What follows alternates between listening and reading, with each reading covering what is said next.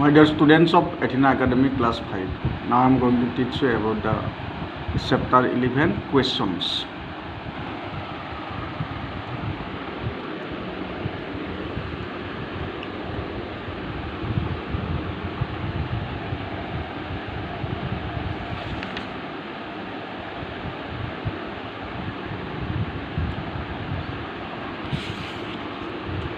Questions. There are two types of questions, yes-no questions and WH questions. Yes-no question can be answered by yes or no. They begin with an auxiliary verb. For example, is he coming tomorrow? Do you go to school by bus? WH questions cannot be answered by yes or no. They begin with who, which, what, whom, when, where, how or why. When is he coming? How do you go to school? So, my dear students, actually there are two types of question, yes or no question and WH type questions. Yes or no type questions and WH type questions. Yes, no type questions can be answered by yes or no. They begin with an auxiliary verb. Is he coming tomorrow? Do you go to school by bus? WH questions cannot be answered by yes or no. They begin with who, which, what, whom, when, where, how or why. For example, when is he coming? How do you go to school? যে মৰমৰ ছাত্ৰ ছাত্ৰীসকল আমি দুই ধৰণৰ মানে প্ৰশ্ন পাম, কুৱেশ্যন পাম। এবিধ হৈছে ইয়েছ নো টাইপ কুৱেশ্যন আৰু এবিধ হৈছে WH টাইপ কুৱেশ্যন। যে ইয়েছ নো টাইপ কুৱেশ্যনৰ তাৰমানে এনচাৰটো ইয়েছ বা নো দ্বাৰাই পাব পাৰি আৰু সেইবিলাক সদায় ইয়েছ নো টাইপ কুৱেশ্যন সদায় অক্সিলাৰী ভাৰ্বেৰে আৰম্ভ হয়। যেনে তোমাৰ ইজ হি কামিং টুমৰো, তেওঁ অহাকালি আহিবনে? Do you go' to school by bus, তুমি বাছেৰে স্কুললৈ যাবানে? আনহাতে WH কুৱেশ্যন তাৰমানে yes no can not be answered by yes no, yes বা নো দ্বাৰাই দিব নোৱাৰি। They begin with who, which, what, whom, when, where, how or why. এইবিলাক তাৰমানে who, which, what, whom, when, where, how আৰু হোৱাইৰে আৰম্ভ হয়। ৱেন ইজ হি কামিং, তেওঁ কেতিয়া আহিব? How do you go' to school, তুমি কেনেদৰে স্কুললৈ যাবা ইত্যাদি। Yes no questions as stated above, yes no questions begin with an auxiliary verb.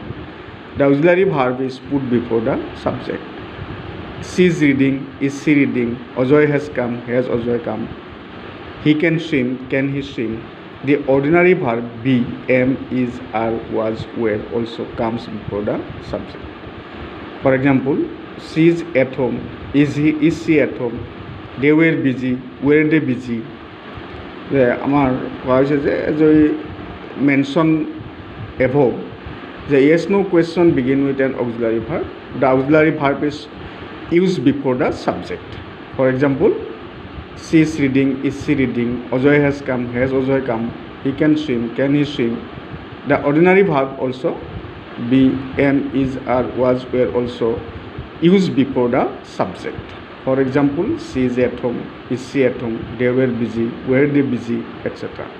যে আগত ওপৰত উল্লেখ কৰা মতে যে ইয়েছ নো কুৱেশ্যন সদায় অক্সিলাৰী ভাৰ্বৰ দ্বাৰাই আৰম্ভ হয় আৰু সদায় অক্সিলাৰী ভাৰ্বটো কুৱেশ্যন কৰিবলৈ হ'লে বা ইণ্টাৰগেটিভ চেণ্টেন্স গঠন কৰিবলৈ হ'লে ছাবজেক্টৰ আগত বহে। যেনে she is reading, is C reading? Ajay has কাম, হেজ অজয় কাম? হি কেন চুইম, কেন হি চুইম? ঠিক তেনেদৰে অৰ্ডিনাৰী ভাৰ্ব যেনে আমাৰ কিছুমান অৰ্ডিনাৰী ভাৰ্ব আছে, যেনে be verb am, is, are, was, were. যদিও এইবিলাক অক্সিলাৰী ভাৰ্বৰ শাৰীতে ধৰা হয় কিন্তু কেতিয়াবা কেতিয়াবা অৰ্ডিনাৰী হিচাপে ব্যৱহাৰ হয়।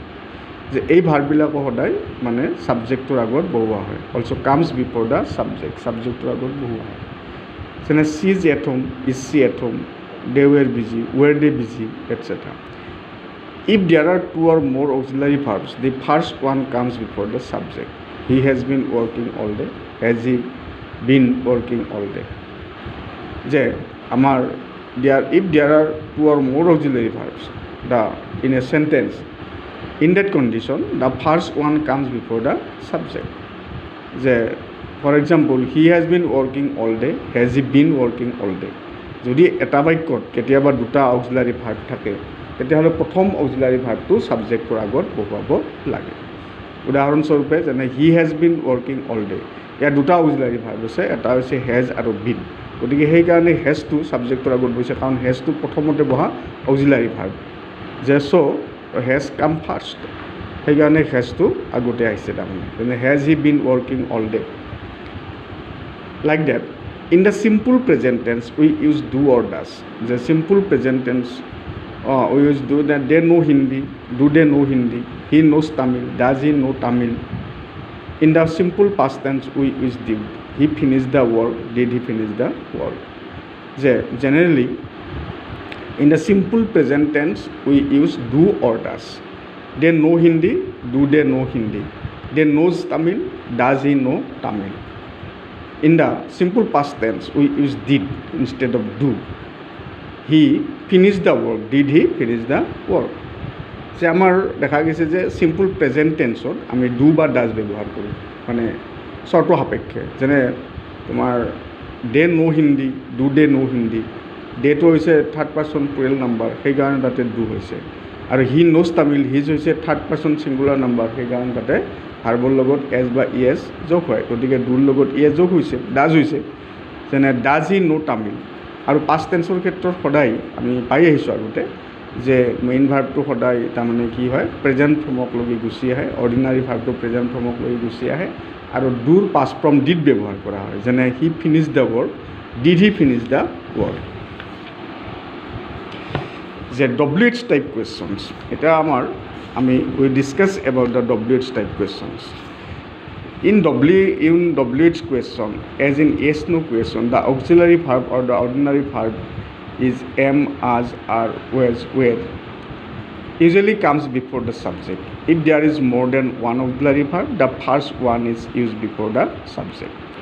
So generally in WH questions, like in yes no questions, the auxiliary verb or the ordinary verb for example is, am, are, was, were usually comes before the subject. If there is more than one auxiliary verb, the first one is before the subject. For example, he has gone, where has he gone, you will phone her, when will you phone her, she is angry, why is she angry, you will be meeting them, when will you meeting them, you have been waiting, how long have you been waiting. In the simple present tense we use do does, in the simple past tense we use did. For example, the open shop, they open shop, when do they open shop, the train arrived, when did the train arrive. Example যে আমি পাইছোঁ যে WH টাইপ কুৱেশ্যনতো yes no type কুৱেশ্যনৰ নিচিনা auxiliary